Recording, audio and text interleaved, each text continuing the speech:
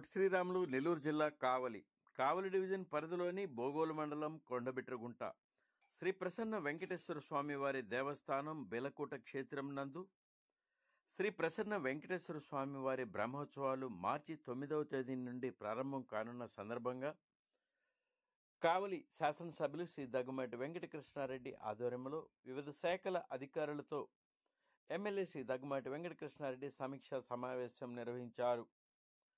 సుదూర ప్రాంతాల నుండి రాష్ట్ర నలుమూలల నుండి బ్రహ్మోత్సవాల్లో పాల్గొంటున్న భక్తులకు ఎటువంటి అసౌకర్యం కలగకుండా భక్తులకు అన్ని మౌలిక వసతులను కట్టుదిట్టమైన భద్రతా చర్యలు చేపడుతున్నట్లు ఎమ్మెల్యే శ్రీ దగ్గుమాటి వెంకటకృష్ణారెడ్డి వివిధ శాఖల అధికారులకు ఆదేశాలు జారీ చేశారు.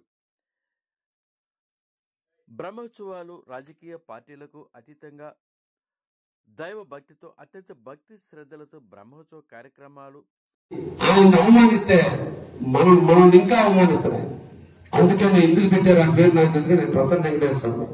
కాబట్టి మనందరం కలిసి ఈ గుడిని మన గుడి ఈరోజు మన ఊరు దాటి మన జిల్లా దాటి మన రాష్ట్రం దాటి ఈ రోజు దేశ నలుమూలల ప్రసన్న వెంకటేశ్వర స్వామి గురించి చెప్పుకునే స్థితికి ఈ రోజు గుడి వెళ్ళినప్పుడు మనందరం ఆనందించాలి.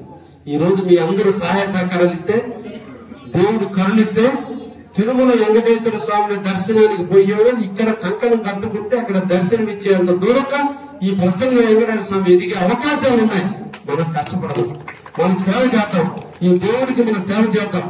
దేవుడితో అనవసరమైన వాటికి లక్షలు ఖర్చు పెడుతున్నాం. ఈ దేవుడికి ఇచ్చే దాంట్లో అందరూ కలిసి వద్దామని చెప్తున్నాం. అందుకే నేను పూల మాలలు వేసిన దేవస్థానం గుడి తరపున వేస్తున్నాం. ఒక్కొక్కరు గొప్ప అనిపించుకోవడానికి ఇంతలో మాలలు వేస్తే ఆ మాలలు కట్టేదానికి ఆ పూలు కట్టేవాడికి టైం లేక ఈ రోజు నీవు ఉపయోగైతే 1 గంటకి 2 గంటలకు మరుసటి రోజు ఉపయోగానికి రైతులు ఏముంటాయి, అందరూ నిద్రపోయేటప్పుడు ఏముంటాయి, శివుడు శ్మశానాలు ఉంటాయి, అఘోరాలు ఉంటాయి, లేదా దెయ్యాలు ఉంటాయి. ఆ టైంలో దేవుడిని ఎత్తుతున్నారు. కలిసి రమ్మంటే ఎట్ట కలిసి వస్తుంది? నాకేం చెప్పడానికి ఏమి సిగ్గులు, నేను చెప్తా. అందుకే ఊరిలో మనూరు కాదు, మనందరం ఉపయోగపడతాం. కానీ ఈ ఊళ్ళో తిరగాల్సిన దేవుడు ఆ ఊరాడు. వాళ్ళు నిద్రపోయి లేచి సత్తిగా బ్రష్ కూడా లేకుండా దేవుడికి ప్రసాదాలు ఇస్తే వాళ్ళకన్నా కలిసి వస్తుంది. మనం చేసే ఎన్ని పాపాలు. ఒక్కసారి నిద్రపోయి లేస్తే మన పనులు కడుక్కునే దగ్గర మనం కాఫీ తాగిన దేవుడి దర్శనానికి నిద్రపోయి వచ్చి వాళ్ళు కళ్ళను నిద్ర మొత్తంలో వచ్చి పాసి పనులతో దేవుడిని దర్శించుకునేటట్టు మనం చేస్తున్నాం. ఇది మనకా వాళ్ళకే పాపం. ఇవన్నీ మనం చేసే పాపాలు. అదేంటే మేము దేవుడిని పూజిస్తున్నాం, మాకు కలిసి రాదు. ఎక్కడ కలిసి వస్తుంది? దేవుడు చాటం మనం. అందుకని ఇంకొక మాట కూడా చెప్తున్నాం. దేవుడి గుడి కట్టిన వాళ్ళంతా పక్కన ఉన్నారు. వాళ్ళ ఇంట్లో పిచ్చోళ్ళు, మెందళ్ళు, తిక్కలు పుట్టారు. ఎందుకంటే దేవుడిని ఎనకేసి మన పేరు పెట్టుకున్నాం. అందరూ పక్కనే ఉన్నారు.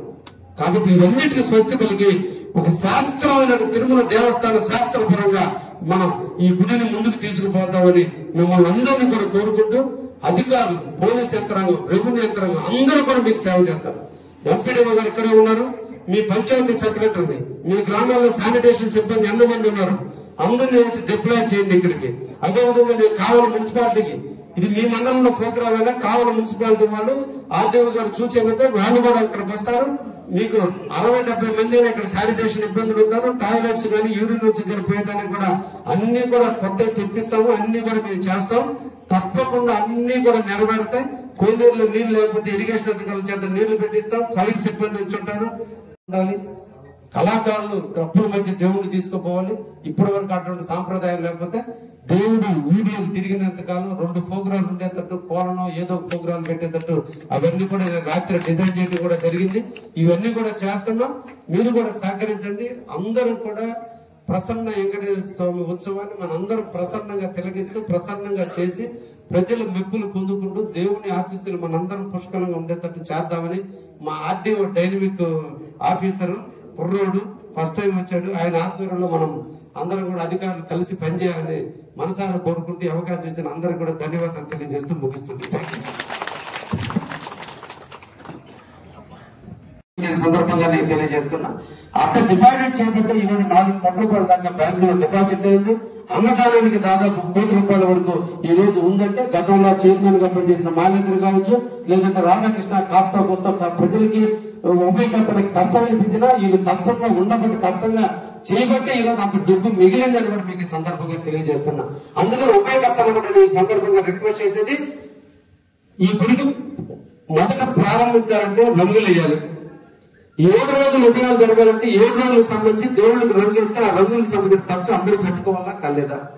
పల్లెటూరులో ఇదే రకంగా రామ మందిరాలు ఉత్సవాలు చేసుకుంటే చేయటం లేదా? ఆలోచించండి. 7 రోజులు లైటింగ్ వేయాలి చేసుకుంటుంటారు.